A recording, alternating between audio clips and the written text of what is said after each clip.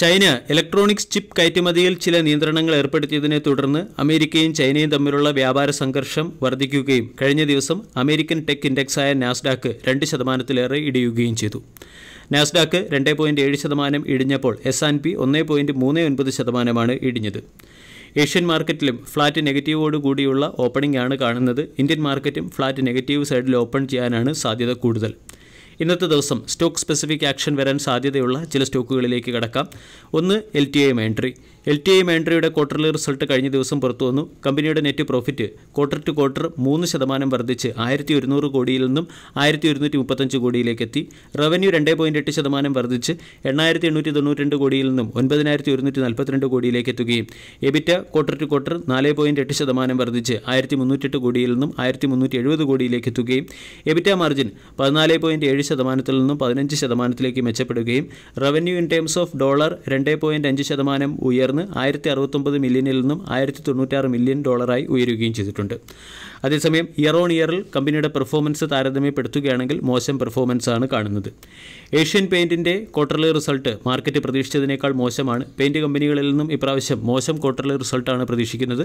എന്നാൽ പ്രതീക്ഷിച്ചതിനേക്കാൾ മോശം quarterly result Asian paint കാഴ്ചവെച്ചു.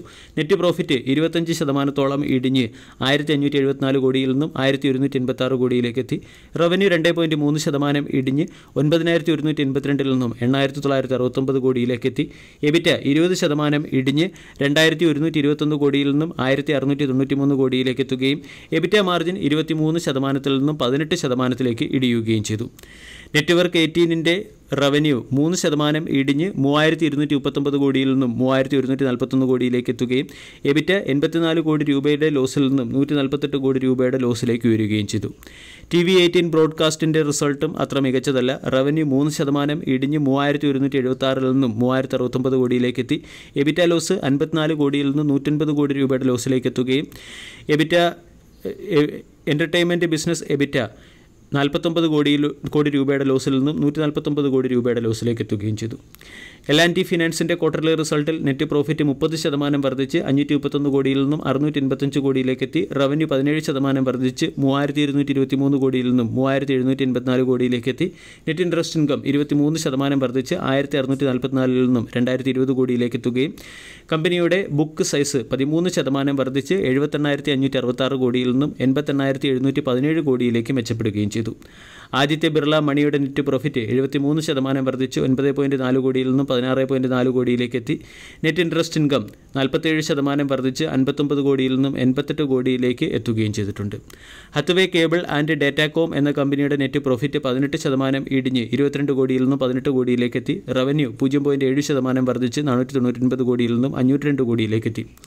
Alok ഇൻഡസ്ട്രീസിൻ്റെ loss 226 കോടിയിൽ നിന്നും 206 കോടിയിലേക്ക് കുറഞ്ഞിട്ടുണ്ട്. റവന്യൂ 28% ഇടിഞ്ഞ് 1414 കോടിയിൽ നിന്നും 1006 കോടിയിലേക്ക് എത്തുകയും എബിറ്റ 68% ഇടിഞ്ഞ് 12 കോടിയിൽ നിന്നും 20 കോടിയിൽ നിന്നും എബിറ്റ 68% ഉയർന്ന് 12 കോടിയിൽ നിന്നും 20 കോടിയായി മെച്ചപ്പെടുകയും മാർജിൻ 0.87% നിന്നും 2% ഉയരുകയും ചെയ്തു. അലോക് ഇൻഡസ്ട്രീസ് മികച്ച ക്വാർട്ടർലി റിസൾട്ടാണ് കാഴ്ചവെച്ചിരിക്കുന്നത്. അതുപോലെ തന്നെ ഡീസൻറ്റ് ക്വാർട്ടർലി റിസൾട്ട് കാഴ്ചവെച്ച മറ്റൊരു സ്റ്റോക്ക് എൽക്കോൺ എഞ്ചിനീയറിംഗ് കമ്പനിയാണ്. നെറ്റ് പ്രോഫിറ്റ് 0.5% വർദ്ധിച്ച് 72 കോടിയിൽ നിന്നും 73 കോടിയിലേക്ക് എത്തി. റവന്യൂ 5.3% ഇടിഞ്ഞ് 414 കോടിയിൽ നിന്നും 392 കോടിയിലേക്ക് എത്തി. ഇനി രണ്ട് കമ്പനികളുടെ Q1 ബിസിനസ് അപ്ഡേറ്റ് പുറത്തു വന്നിട്ടുണ്ട്. ഒന്ന് Kolte Patil developers limited. Kolte Patil developers ലിമിറ്റഡിൻ്റെ കളക്ഷൻ 19% വർദ്ധിച്ച് 513 കോടിയിൽ നിന്നും 612 കോടിയിലേക്ക് എത്തി. സെയിൽസ് വാല്യൂ 1% വർദ്ധിച്ച് 701 കോടിയിൽ നിന്നും 711 കോടിയിലേക്ക് എത്തുകയും സെയിൽസ് വോളിയം 3% വർദ്ധിച്ച് 0.93 ബില്യണിൽ നിന്നും 0.96 മില്യനായി മെച്ചപ്പെടുകയും ചെയ്തു. അദാനി ഗ്രീൻ എനർജിയുടെ ഓപ്പറേഷണൽ കപ്പാസിറ്റി 31% വർദ്ധിച്ച് 10934 മെഗാവാട്ടായി മാറി. ഗ്രീൻഫീൽഡ് അഡിഷൻ 2418 മെഗാവാട്ടും വിൻഡ് എനർജി അഡിഷൻ 200 മെഗാവാട്ടുമായി രേഖപ്പെടുത്തിയിട്ടുണ്ട്. എനർജി സെയിൽ 22% വർദ്ധിച്ച് 7386 മില്യൺ യൂണിറ്റായി മാറി. സോളാർ പോർട്ട്ഫോളിയോ 25.4% വളർച്ച കൈവരിക്കുകയും പ്ലാന്റ് അവൈലബിലിറ്റി 99.4% ഉയരുകയും ചെയ്തു. വിൻഡ് പോർട്ട്ഫോളിയോ 36.2% വളർച്ച കൈവരിക്കുകയും പ്ലാന്റ് അവൈലബിലിറ്റി 96.8% ഉയരുകയും ഹൈബ്രിഡ് പോർട്ട്ഫോളിയോ 46% വളർച്ച കൈവരിക്കുകയും പ്ലാന്റ് അവൈലബിലിറ്റി 99.7% ഉയരുകയും ചെയ്തിട്ടുണ്ട്. ഫ്ലെക്സി ബസ് എന്ന കമ്പനി അതിൻ്റെ ഡിജിറ്റൽ കേപ്പബിലിറ്റീസും ഡിസ്ട്രിബ്യൂഷൻ അതിൻ്റെ ഡിസ്ട്രിബ്യൂഷൻ കേപ്പബിലിറ്റീസ് എൻഹാൻസ് ചെയ്യുന്നതിന് വേണ്ടി പേടിഎം എന്ന കമ്പനിയുമായി ചേർന്ന് പാർട്ണർഷിപ്പിൽ ഒപ്പുവെച്ചിട്ടുണ്ട്. രണ്ടാമത്തേത് ഭാരതി എയർടെലിൻ്റെയും റിലയൻസ് ഇൻഡസ്ട്രീസിൻ്റെയും മെയ് മാസത്തെ സബ്സ്ക്രിപ്ഷൻ, അതായത് ടെലികോം സബ്സ്ക്രിപ്ഷനുമായി ബന്ധപ്പെട്ട ഡേറ്റ പുറത്തു വന്നു.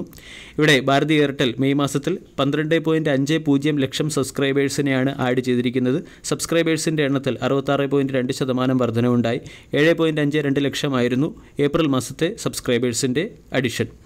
ഇവിടെ ഭാരതി എയർടെൽ എന്ന കമ്പനി ടെലികോം സെക്ടറിൽ 33.17% മാർക്കറ്റ് ഷെയർ ഹോൾഡ് ചെയ്യുന്നു. റിലയൻസ് ജിയോ മെയ് മാസത്തിൽ ഏകദേശം 21 ലക്ഷം സബ്സ്ക്രൈബേഴ്സിനെയാണ് ആഡ് ചെയ്തത്. ഇത് കഴിഞ്ഞ ഏപ്രിൽ മാസവുമായി താരതമ്യപ്പെടുത്തുമ്പോൾ കുറവാണ്. ഏപ്രിൽ മാസത്തിൽ 26.8 ലക്ഷം സബ്സ്ക്രൈബേഴ്സിനെ ജിയോയ്ക്ക് വരിക്കാരായി ലഭിച്ചിരുന്നു. 40% മാർക്കറ്റ് ഷെയറാണ് റിലയൻസ് ജിയോയ്ക്ക് ടെലികോം സെക്ടറിലുള്ളത്. RPG ഗ്രൂപ്പിലെ KEC ഇൻ്റർനാഷണൽ ലിമിറ്റഡ് എന്ന കമ്പനിക്ക് ഇന്ത്യയിൽ നിന്നും മിഡിൽ ഈസ്റ്റിൽ നിന്നും ഓസ്ട്രേലിയയിൽ നിന്നും അമേരിക്കയിൽ നിന്നും കമ്പൈൻഡായി ട്രാൻസ്മിഷൻ ആൻഡ് ഡിസ്ട്രിബ്യൂഷൻ സെഗ്മെൻറ്റിൽ 1100 കോടി രൂപയുടെ ഓർഡർ ലഭിച്ചിട്ടുണ്ട്. അദാനി എൻ്റർപ്രൈസസ് എന്ന സ്റ്റോക്ക് സൈറസ് ഡിജിടെക് എന്ന കമ്പനിയുമായി ചേർന്ന് പാർട്ണർഷിപ്പിൽ ഒപ്പുവെച്ചിട്ടുണ്ട്. AI and cloud platform provide ചെയ്യുന്നതിന് വേണ്ടിയാണ് അദാനി എൻ്റർപ്രൈസസും സിറിയസ് ഇൻ്റർനാഷണൽ ഹോൾഡിംഗ് എന്ന കമ്പനിയും പാർട്ണർഷിപ്പിൽ ഒപ്പുവെച്ചിരിക്കുന്നത്. TVS മോട്ടോർ നോർട്ടൺ മോട്ടോർ സൈക്കിളിൽ ഇൻ്റർനാഷണൽ ബിസിനസ് എക്സ്പാൻഡ് ചെയ്യുന്നതിന് വേണ്ടി $200 മില്യൺ ഇൻവെസ്റ്റ്മെൻറ്റ് നടത്തിയേക്കും. ഏകദേശം USA, Germany, France, Italy, India തുടങ്ങിയ രാജ്യങ്ങളിലെ നോർട്ടൺ മോട്ടോർ സൈക്കിൾസ് ഏജൻസിയിലാണ് കമ്പനി £200 മില്യൺ ഇൻവെസ്റ്റ്മെൻറ്റ് നടത്തുന്നത്. മൂന്നാമത്തെ അപ്ഡേറ്റ് GMR എയർപോർട്ട് ഇൻഫ്രാസ്ട്രക്ചറുമായി ബന്ധപ്പെട്ടതാണ്. GMR എയർപോർട്ട് ഇൻഫ്രാസ്ട്രക്ചറിൻ്റെ ജൂൺ മാസത്തെ പാസഞ്ചർ ട്രാഫിക് ഡേറ്റ പുറത്തു വന്നിട്ടുണ്ട്. പാസഞ്ചർ ട്രാഫിക് 81% ഇയർ ഓൺ ഇയറിൽ വർദ്ധിക്കുകയും ഡൊമസ്റ്റിക് ട്രാഫിക് 6.4% ഇയർ ഓൺ ഇയറിൽ വർദ്ധിക്കുകയും ഇൻ്റർനാഷണൽ ട്രാഫിക് 12.8% വർദ്ധിക്കുകയും എയർക്രാഫ്റ്റ് മൂവ്മെൻറ്റ് 6% ഉയരുകയും ചെയ്തു. ഇതോടൊപ്പം നമുക്ക് ശ്രദ്ധിക്കാവുന്ന മറ്റൊരു സ്റ്റോക്ക് ONGC ആണ്. ONGC call bed methane manufacture ആരംഭിച്ചിട്ടുണ്ട്. ഇത് സ്റ്റോക്കിനെ സംബന്ധിക്കുന്ന പോസിറ്റീവ് അപ്ഡേറ്റ് ആണ്. സി എൻ്റർടൈൻമെൻറ്റ് എൻ്റർപ്രൈസസ് FCCB, അതായത് ഫോറിൻ കറൻസി കൺവെർട്ടബിൾ ബോണ്ട് വഴി $239 മില്യൺ ഫണ്ട് റൈസ് ചെയ്തിട്ടുണ്ട്. വീഡിയോ എല്ലാവർക്കും ഇഷ്ടമായി എന്ന് വിശ്വസിക്കുന്നു. താങ്ക്